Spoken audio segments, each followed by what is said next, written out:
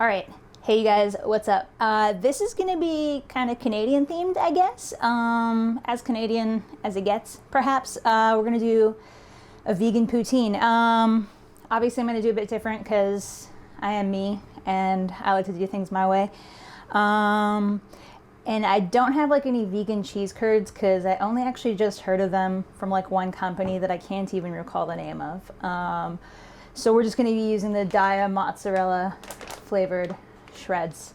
But yeah, let's get started. So first things first, already preheating my oven, 425.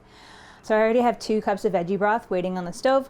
And we're gonna be making a mushroom style gravy because I like that kind of gravy the best, vegan or not. Except that I wouldn't eat not vegan. Anyways, let's get started. So what we're gonna wanna do is turn on a pan on low heat.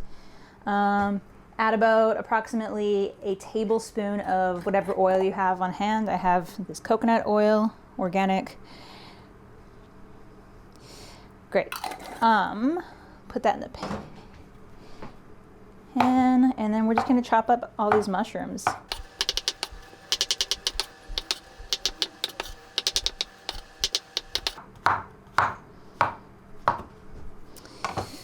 All right, so let's just make sure that oil's coating our whole pan.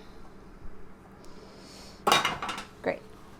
I'll just put these in there. So we're gonna want to kind of like reduce these and cook them until all of the natural moisture of the mushrooms is gonna come out. So it's gonna take about 15 minutes on kind of like a medium-ish low, just under medium.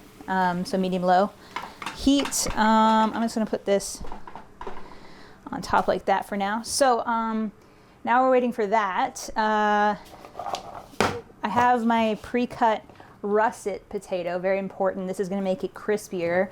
I soaked this in water for a half an hour and then just rinsed it off and kind of like quickly dried it with a tea towel. As rinsing it off has been apparently proven to make it crispier, and we want these fries to be super crispy. So now our next step is more oil, pretty greasy recipe, about a tablespoon-ish. I think that was probably about a tablespoon. And we're gonna put lots and lots of garlic powder. I would say about a tablespoon and a half. A little bit of turmeric. You can pretty much put turmeric on everything, just for some color. Always couple that with your black pepper, obviously.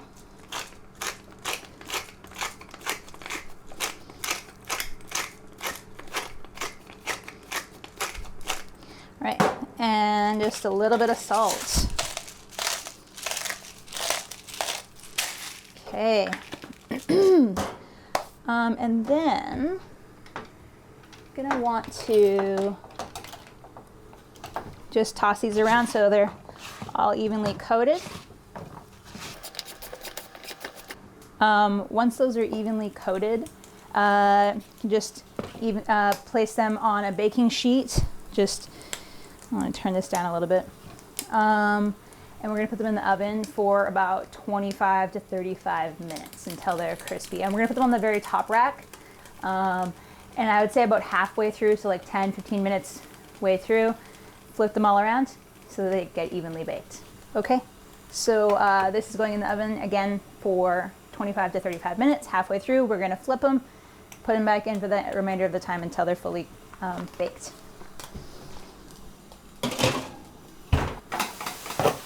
All right.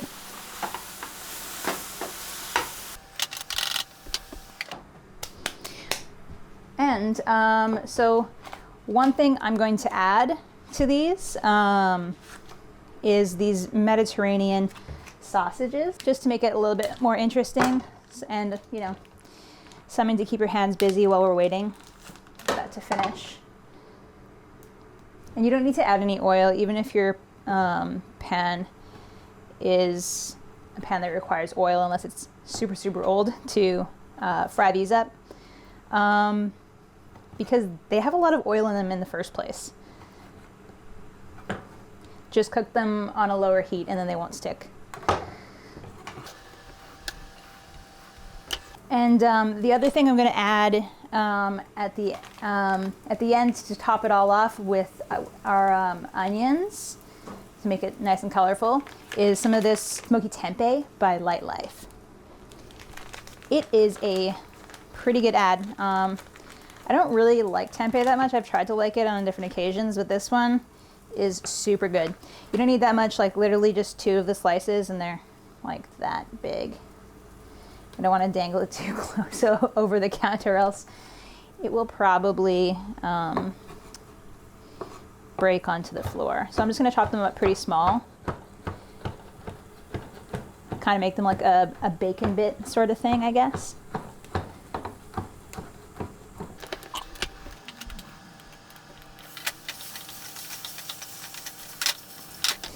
These are getting a bit brown. So probably only a couple more minutes on here until our next step.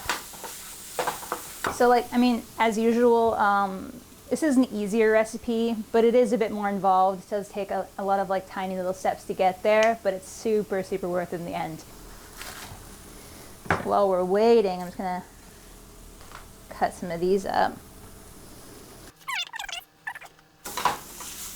All right, I'll turn those down to low. Throw some stuff on my floor. We're going to use about a quarter of a cup of just any flour you have. A lighter flour would probably be better, but I just had this regular flour, so I'm just going to add a little bit, and we're just going to let it cook down. It's not going to look cute. And we're just going to keep our salt and pepper out to finish up the gravy when it's nice and ready to go. So after about 7 to 10 minutes, and that's sort of like cooked into your mushrooms, it's going to look a little dusty and not cute. But that's when you're going to add your 2 cups. I should note that I have vegetable broth. I didn't have mushroom broth, it's just what I had already, so that's what we're using. So we can just add this right in to the pan here. Be careful. So yeah, this gravy is going to be a bit of a lighter color because I'm using vegetable, but if I was using mushroom, it would end up being a darker color. Okay, and we want to turn that heat back up. I want to bring this one to a boil, and then we want to, there we go, start bubbling. Perhaps you have sturdier pans than I do. Don't lean on the stove. All right, so I'm just going to turn this back up now that I can pay attention to it a bit more. This is very slowly thickening up. And you could even thicken it up a lot more if you wanted to blend in the mushrooms. I don't want to blend in the mushrooms. I like to eat the mushrooms the way they are.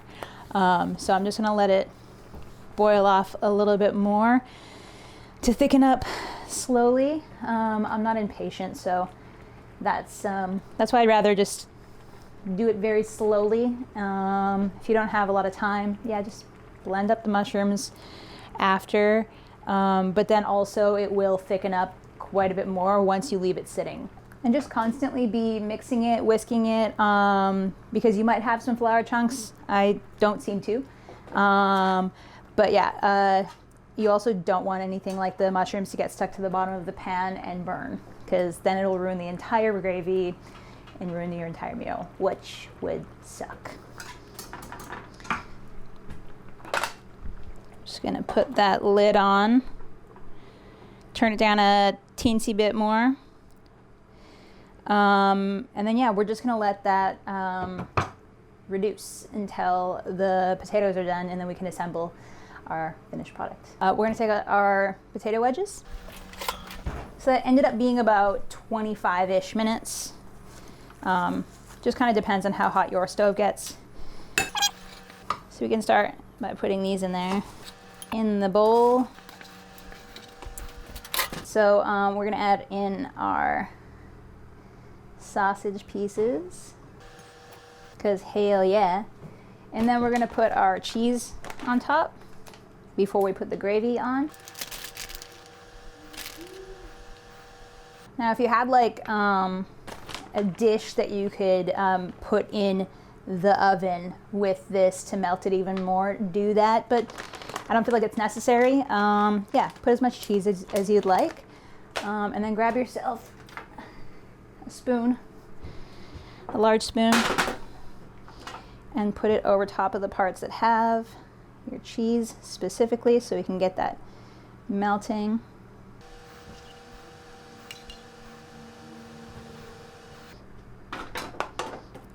Looks like also that the amount of gravy that I made is enough for like 2 meals. So if you're gonna make it for one other person, perfect. So yeah, let's put these little bacon pieces on top. And then finishing touches with our green onion. There we have it, vegan poutine, or for my friends in Quebec, Poutine. Probably still saying it wrong. I'm not a French speaker of Canada. I hope that you really like this one. This one was super fun for me to create. If you have any other suggestions, let me know in the comments. Do not forget to like, subscribe, and hit that bell notification if you want to be the first one to be notified when my next video comes out. Peace.